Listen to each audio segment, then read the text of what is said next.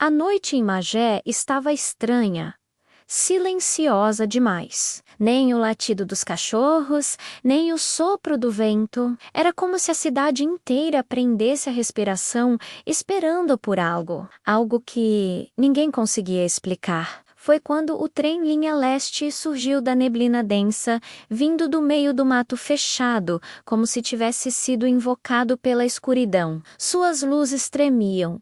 E o barulho metálico que fazia parecia mais um lamento do que o movimento de uma máquina. Arthur, um rapaz loiro, entrou no vagão do meio, apertando a mochila contra o peito. O trem estava mais vazio do que de costume. Só alguns passageiros aqui e ali, todos com uma expressão de tensão no rosto. Ao lado da janela, um homem ruivo, Silvio, olhava fixamente para o trilho lá fora, como se o metal estivesse pulsando. Arthur sentou ao lado dele. Sem tirar os olhos de lá, Silvio murmurou: "Me diz que você sentiu isso também. Essa vibração estranha." Arthur não precisou responder. Apenas concordou com um movimento lento da cabeça. Nesse instante, as luzes piscaram. Uma vez, duas, três, e se apagaram por completo. A escuridão engoliu tudo. Um som metálico arrastado veio do teto, fazendo todos congelarem. Pareciam unhas gigantescas rasgando o aço. O trem inteiro tremeu, como se estivesse vivo, como se estivesse respirando. As luzes acenderam de novo, mas só por um segundo. E foi o suficiente para que todos vissem. Eles estavam cercados, criaturas, centenas delas. Eram magras, ossudas, com torsos alongados e rostos sem forma definida. A única coisa que tinham eram olhos amarelos e brilhantes que encaravam cada passageiro. Elas estavam grudadas no teto, nas paredes, nas janelas. Algumas rastejavam como lagartos humanos, enquanto outras se contorciam em movimentos impossíveis. A luz apagou outra vez. E um grito ecoou pelo vagão, um grito agudo, desesperado. Quando a luz piscou de novo, a mulher que gritou não estava mais lá. Simplesmente sumiu. Sem sangue, sem nenhuma marca, apenas um vapor fino pairando no ar, como se ela tivesse sido arrancada da realidade. O pânico explodiu. Gritos, choros, súplicas tomaram conta do vagão. Arthur e Silvio se levantaram no mesmo instante. Acima deles, as criaturas corriam pelo teto, rápidas demais para serem vistas com clareza. "Elas estão escolhendo pessoas", Silvio disse com a voz trêmula. "Isso aqui não é normal, Arthur. Isso aqui não é humano." Um impacto violento fez o vagão inteiro sacudir. Um braço caiu no corredor. Só o braço, ainda quente. Outro passageiro desaparecido. O trem acelerava cada vez mais, como se fugisse de alguma coisa, ou como se estivesse correndo para entregar seus passageiros a algo muito pior. Arthur tentou abrir a porta que ligava os vagões, estava trancada. Silvio Chatou empurrou, deu socos. Nada, a porta não se movia. "Esse trem", Arthur disse, aterrorizado.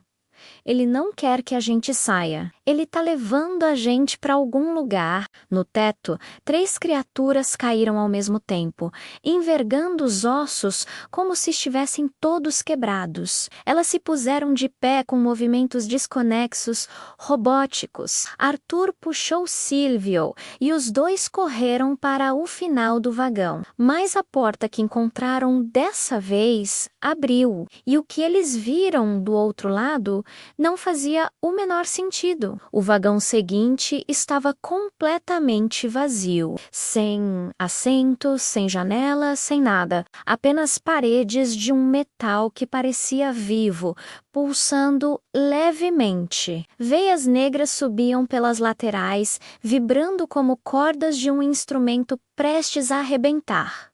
Silvio recuou. Isso não é um vagão, é algo orgânico. Um estrondo ecoou atrás deles. Olhos se acenderam por todo o corredor vazio à frente. Criaturas surgiram por todos os lados, como se estivessem brotando da própria estrutura do trem. Os dois correram o mais rápido que podiam, enquanto dezenas de criaturas os perseguiam como uma onda viva, subindo pelas paredes e pelo teto. No meio da fuga, Silvio tropeçou. Arthur voltou para ajudá-lo, mas uma garra afiada arranhou o rosto do amigo, deixando um corte profundo. Vai, Silvio gritou. Não olha para trás. Arthur o puxou até a porta seguinte. Quando a abriu, seu sangue gelou. O vagão era uma cópia perfeita do primeiro, mas estava cheio dos passageiros que tinham desaparecido. Eles estavam de pé, enfileirados, imóveis.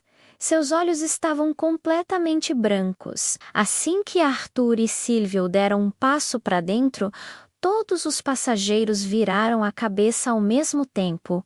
Um movimento seco, horrível. E então sussurraram num coro distorcido e assustador: o trilho escolheu vocês. Não volta. Só há passagem. Os passageiros avançaram em espasmos, como bonecos quebrados sendo controlados por fios invisíveis. Braços duros, mandíbulas travadas, corpos arqueados de forma antinatural. Arthur agarrou um extintor de incêndio. Quando acertou uma das criaturas, ela se desfez em fumaça negra. O trem inteiro rugiu. Todas as criaturas, menos no teto, nos outros vagões, nas paredes, soltaram um único som metálico, como se 1000 trilhos estivessem se chocando ao mesmo tempo. As luzes piscaram uma última vez. E então, silêncio absoluto. Silvio olhou para Arthur, tenso, e o teto se abriu. Foi rasgado de dentro para fora. Uma criatura colossal desceu, com mais de 4 metros de altura. Seu corpo era uma mistura de metal e carne, e seus olhos eram vermelhos como faróis demoníacos. Ela encarou Arthur. Apenas Arthur. Você.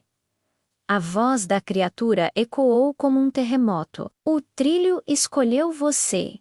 Arthur recuou, apavorado. Por quê? Ele gritou. A criatura apontou um dedo longo e metálico para o peito dele. Você enxerga o que os outros ignoram. Você pertence ao trilho. E com um movimento brutal, a criatura envolveu Arthur numa luz vermelha incandescente. Ele flutuou no ar, seus olhos ficaram completamente brancos. E então ele desapareceu. Sumiu.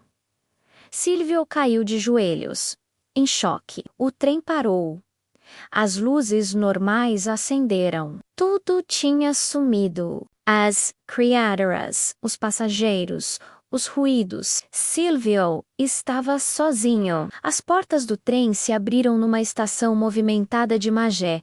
Pessoas normais estavam na plataforma, rindo, conversando, como se nada tivesse acontecido. Silvio deu um passo para fora, ainda tremendo, mas uma voz ecoou atrás dele, uma voz impossível. A próxima viagem é sua, Silvio. O trilho também te escolheu. Silvio se virou e viu Arthur. Mas o Arthur que estava ali não era humano. Seus olhos brilhavam com uma luz vermelha. Um sorriso antinatural se formava em seu rosto. As portas se fecharam com uma força absurda. Silvio correu, desesperado, mas o trem partiu sozinho, rápido demais para qualquer explicação, seguindo apenas o trilho. O trilho que escolhe.